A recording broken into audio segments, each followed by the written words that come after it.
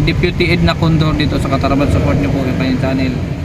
Sir Kindred, ano po ang pwede mong maibigay na pampalakas loob doon sa mga katulad namin na nag-start pa lang dito sa pagcha-charity? Tiwala lang at tibay ng loob.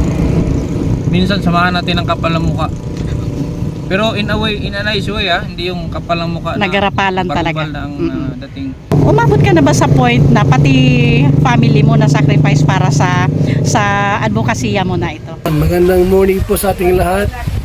Subscribe po natin Edna Condor, Kalinga Partners Northern Samar. Ayan, salamat po mga kalingap. Thank you po, Kuya Val. Salamat.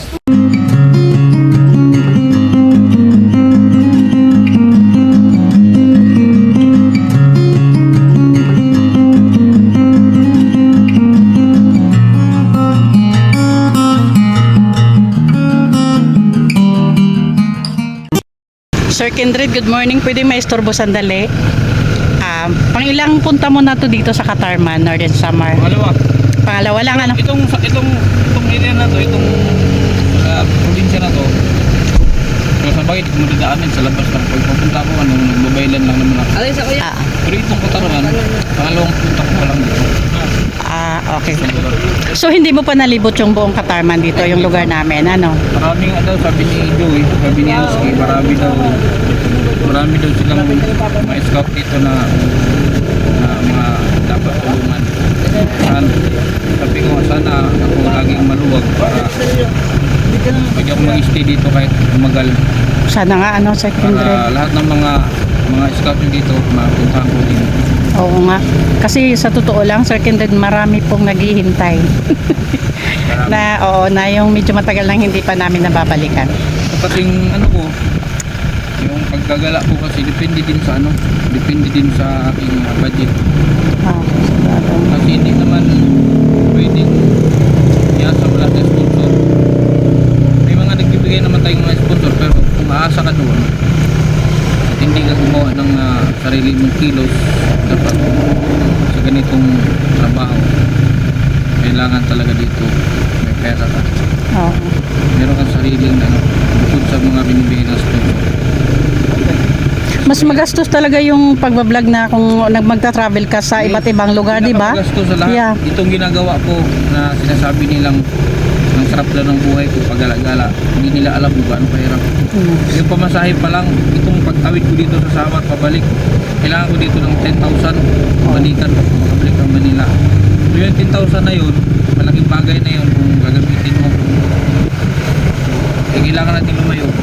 Kailangan talaga tiyaga, kailangan yung dedicated ka sa ginagawa mo, kasi hindi ka naman magiging masaya dito sa ganitong ginagawa mo kung hindi ka magiging successful hanggat pag ang ginagawa mo ay labag sa iyong loob. Dapat masaya ka sa ginagawa. So yan ang encourage ko sa inyo, sa ating mga vloggers na nagsumikap din na makatulong sa iba. May kasabihan nga, unahin ang sarili. Pero para sa akin naman, okay naman yung sarili ko. Nakakain pa naman ako. Kung meron akong sobra, yun yung share ko din sa iba. Tama naman, Sir Kindred, di ba? Kasi paano tayo makakatulong ulit kung tayo mismo yung health natin ay sumuko na din. Yes. Di po ba? At saka nakita ko lang, Sir Kindred, sa pagta-travel nyo para mag-vlog, maghanap ng mga matutulungan sa iba't ibang lugar. Parang sa tingin ko, nakasalalay din yung good health ninyo, tama ba? Yes, delikado tulad kagabi, kung napanood yung live ko kagabi, katotoo lang, first time ko kinabahan na ganun kasi akala ko katapusan. Pag tumagilid yung barko na akala ko hindi na babalik sa patay. Okay lang sana kung araw gabi, hindi mo alam, pag yung lumubog, hindi mo alam kung saan ka pupulutin, saan ka maano. Kaya itong ginagawa namin, itong pag-iikot-ikot, napaka-hirap, napaka-risky nito. Health, safety, nandoon lagi dapat. Kaya tayong mga nag-iikot, ingatan din natin sarili natin, kasi paano tayo makatulong kung tayo na ang tutulungan. Yes. Kailangan ingatan natin mga sarili natin.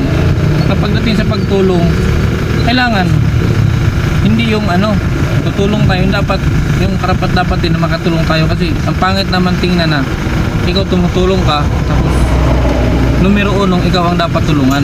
Nangangailangan ka din Oo. nagtulong. Hindi rin magandang image yun eh. Although may mga gumagawa noon, kahit ako noon wala naman ako, pero nag-abot-abot din ako, pero yung tama lang na kaya mo ibigay. Oo. Kasi kumpara na lang sa'yo tapos ibigay mo pa sa iba, unfair naman sa sarili mo yun. Oo. Kung may sobra lang, Oo. basta wag lang pilitin na para lang may magawa na ganito tapos pinipilit mo sarili mo. Ano na yun, labag na yun sa loob mo. Hindi ka na magiging masaya. Yes. Dapat gagawin mo to bukal sa loob kung masaya ka. Pag masaya ka sa ginagawa mo, magtatagumpay ka. Oh, ibig sabihin, mahal mo yung ginagawa Yes, mo. mahal mo ginagawa mo. Pagdating sa pagcha-charity. Okay. Ako naniwala ako, Sir Kindred, doon yung sa sinabi mo, bilib ako doon na sa pagtulong, mas maganda yung nakakatulong tayo kaysa tayo tinutulungan, di ba? Ang sarap sa pakiramdam. Pero minsan umaabot talaga tayo sa point na tayo mismo ay nawawalan ng kakayahan para sa pagcha-charity, di po ba? Dumadating talaga. Dumadating na rin sa point dumadating na rin sa point na gusto ko nang sumuko. Na lalo na nung kasi bumagsak talaga yung channel ko noon. Nagre-revenue na lang ako ng below 50. Sabi ko parang ang hirap nang i-sustain ng aking mga charity. Okay lang, mabuting at mayroon akong KTV Angels na naririnig na naman yung mga KTV Angels ko. Kaya lubos ako nagpapasalamat sa kanila. Sa iba pa yung mga bago kong nakakilalang mga nagbibigay sa akin ng support. And thank you sa kanila dahil hindi nila, kung wala sila, hindi ko talaga itong pagta-travel ko na to, hindi ko magagawa ito kung sarili ko lang talaga lahat. Pero meron ako dito kung pag-usapan natin yung parte ko dito sa ginagawa ko, mas lamang ang ginagawa ko dito kaysa dun sa kumpara dun sa mga perang nanggagaling sa kanila. Okay. Kumbaga 70-30 itong contribution ko dito sa pag-charity. Kasi mahirap nga, tulad ng sinabi ko, mahirap iasa sa sponsor lahat. Mabuti kung ang sponsor mo ay nakakaunawa minsan. May sponsor na na magkunting mali lang, meron siyang hindi magustuhan, i-dismiss ka na. Yes. Tapos mga basher, isa pa yun na nakakaano sa Yan, ating mga mga basher ginagawa. pa yan. Oo. Kaya ako, pumapatulog ako sa basher. Minsan, pinapalampas ko, minsan pinapatulang ko talaga. Kasi, tulad nyo kay Germany. German. Ang dami kong basher dyan. Daming demanding. Oo, Kaya nakita ko sa panawagan live. ko sa mga viewers, yung mga mahilig mag-demand, para matugunan yung mga demand ninyo, magbigay kayo. Mag-ambag din, Bigay kayo para makatulong din kayo. Okay. Ayan mga kaninays, na interview natin sandali si Sir Kindred. Papuntang mission po kami pero sumingit po ako sandali. Sir Kindred, siguro pang last na na lang, ano po ang pwede mong maibigay na pampalakas loob doon sa mga katulad namin na nag-start pa lang dito sa pagcha-charity? Tiwala lang at tibay ng loob. Minsan samahan natin ang kapal ng mukha. Pero in a nice way, hindi yung kapal ng mukha na Nagarapalan talaga. na ang dating. Ako, makapal ang mukha ko. Ako, pagdating sa mga tulong, mahilig akong manghingi ng tulong, pero hindi para sa akin. Hindi ako nahihiyang manghingi ng tulong para sa ibang tao. Pero para sa sarili ko, never kong ginawa. Pero naramdaman nila yan. Kasi, di ba, ako nga, malakas ako magparinig. Pero alam na nila yan, lalo na din sa mga KTV Angels na lahat ng mga kilos ko alam na nila. Kung kailangan ko ng palipad, alam nila kahit hindi ako magsasabi. Alam nila yon. Yan yung tinatawag na mayroon na tayong mga kulusahin, pag matagal na kayo nakasama, kilos mo palang alam na nila. Tibay Nafe-feel na loob lang. nila, Magtiyaga lang, tuloy lang. Pero tulad nung sinabi ko, pag hindi mo kaya, huwag mong pilitin kasi kayo rin ang mahirapan. Saktan ka lang. Pag ipinilit mo, tapos di kaya, masakit yun. Ay dapat, alalay lang. Dugo. Pindit. Basta, yun, totoo yun. Samahan nyo ng kapal ng mukha. Pero in a nice way, Okay, last na tanong siguro sa Kindred. Umabot ka na ba sa point na pati family mo na sacrifice para sa advokasya mo na ito? Palagi kasi pera na para sa kanila, na para sa mga anak ko, nagagamit ko pa sa charity. Sangla, itulad ito, nagsangla ko na to dahil dun sa nung nakaraan na yung mga pinapagamot ko. Ngayon kung nakikita nyo, wala na yung sa liig ko. Sinangla ko, yun yung ginamit ko papunta dito pamasahe sa Samar. Kaya wala na dito yung pintas kong dalawa. Sinangla ko ng 30,000. Actually, Pinatago mo na sa pwede ko pulsa. siyang isagad 50 kaso mahirapan din akong tubusin. Kaya ginawa ko lang 30 para medyo magaan. Ngayon kung mayroon gustong tumubos doon, tubusin nyo na. Ganun pag kumanat. Simple lang pero rock. Kasi resibo. Nasa resibo. Sa ano? Patarami mo resibo. Adi, tubusin nila, ibigay lang ko pera, pero sa akin pa rin. Hindi para sa kanila.